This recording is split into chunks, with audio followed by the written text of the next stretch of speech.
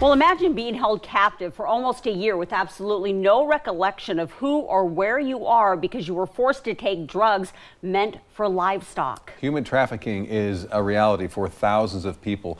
In our special report, Voices of Survival, KECI 9 News anchor Ariel Yakovadze joins us live in the studio to tell us how one victim is doing 20 years later. Yeah, well, she's doing great, first of all, but I'm told that human trafficking is actually becoming more of a commodity than drugs. This is a really tough topic to even think about, but as you'll find out tonight, raising awareness about this issue is worth it in the long run. I had the chance to speak with local organizations and trafficking survivors about what we need to know to keep ourselves and the people we love safe. Take a listen. I'm here on the 400 block of East 15th in Eugene, and police say that they were called here Tuesday for reports of shots fired in relation to a possible abduction. They were also called here the next day because reports of 2 teenage girls missing, believed to be in Portland in a human trafficking plot. Police say they found Hurth with 3 teenage girls, allegedly trying to drive them to California to sell them for sex. Eugene police say they have arrested a man for allegedly committing sex crimes against people experiencing homelessness. Man accused of taking 2 girls from Eugene to Vancouver, Washington, giving them drugs and sex trafficking them, will spend nearly 17 years in prison.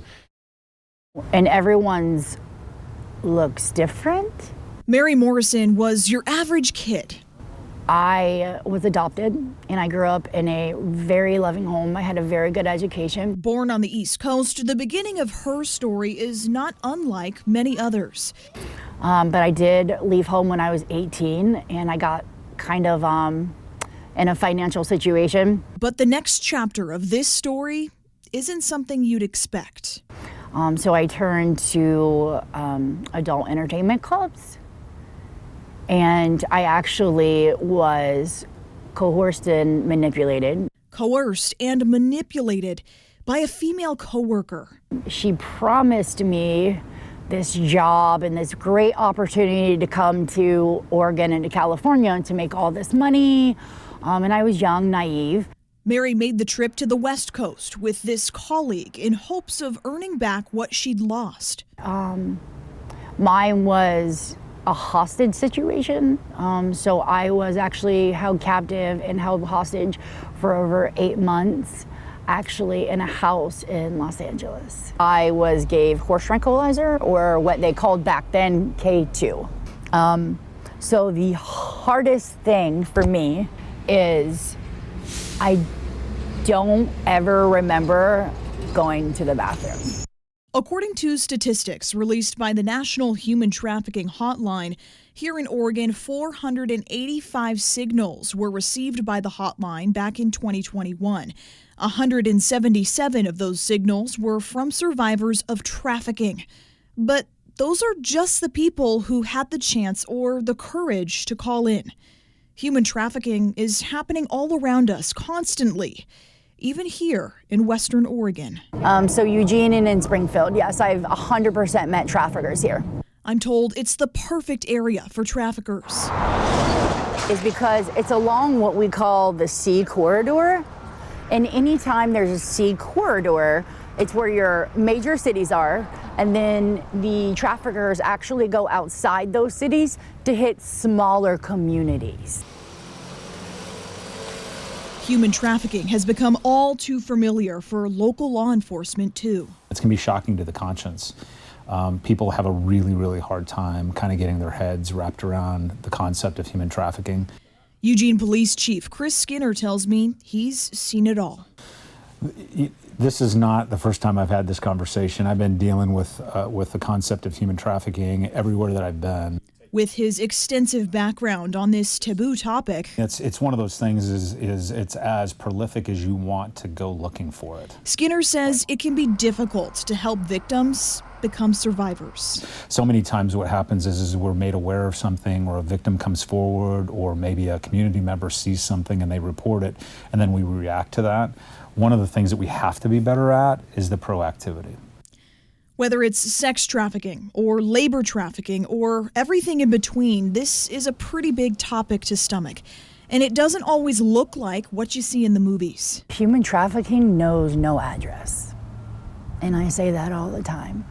You know, it could be from poverty communities all the way up to gated communities. Some of our most profound victims are not moved very far at all. They're just trafficked within your own community, they're trafficked online, they're offered for sexual exploitation. That's the trafficking we really need to be spending our time looking at. Looking at trafficking starts with raising awareness.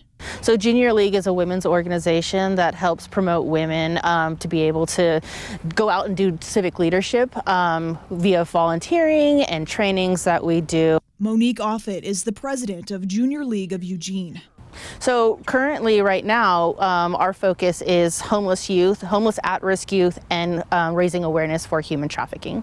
She connects with young women and other people in our community and empowers them to talk about things most people don't want to talk about.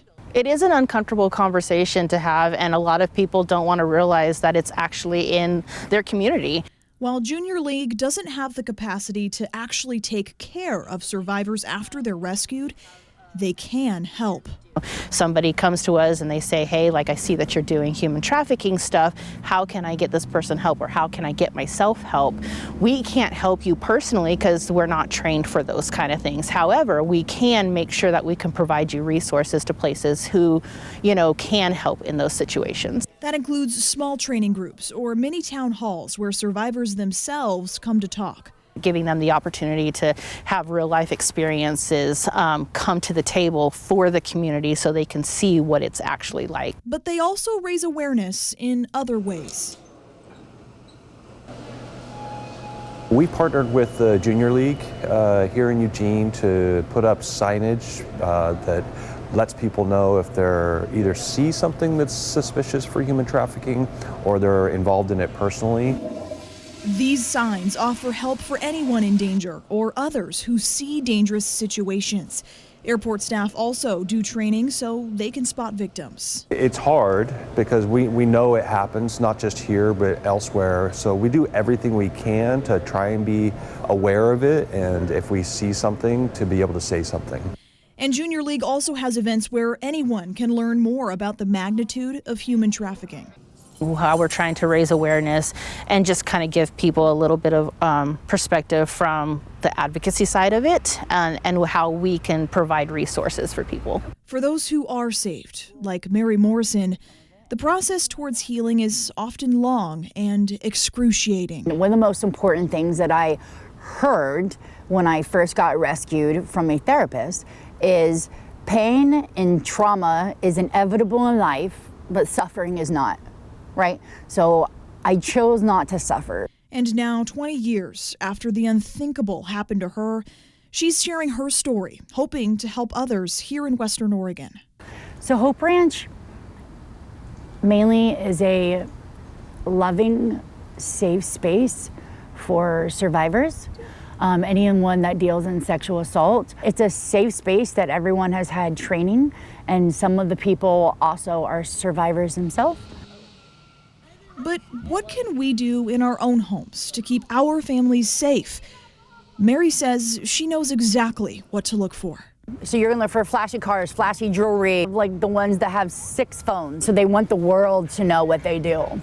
Eugene Police Chief Chris Skinner says there are a lot of challenges when it comes to catching the bad guys. He says while their technology is getting better to match that of a trafficker, the community can help too. We have to raise a community and educate a community that's looking for these things.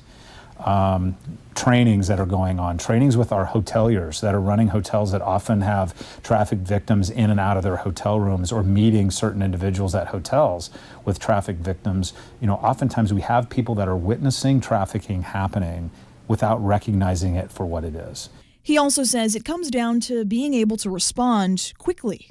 There's so many victims of trafficking that were ready to tell their story and didn't have anybody to tell their story to, and then very quickly get sucked back into that control of their trafficker, and we miss that opportunity to hear their story. And so it is a very complex, lots of moving parts, lots of things we do well, and a lot of things we need to be better at. Now, you might be asking yourself, how can I keep my children safe? How can I stop them from getting involved with the wrong crowd? Will my child fall victim? Well, Mary, who's a new mom herself, has some ideas to avoid this. Know everybody that your child is hanging out with. Yeah. Right? Keep tabs. Absolutely. Yeah. Keep tabs, know everyone, know their family members, always like take the car down that they get in, everything like that. I'd rather take the extra precautions and overbear and be overprotective than have to cooperate with FBI or U.S. Marshals to go raid a house and find them. Please, get up.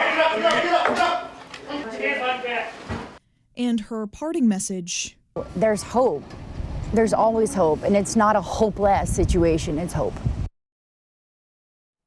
Now, I mentioned a couple of different resources in this piece, like Hope Ranch Ministries and Junior League of Eugene.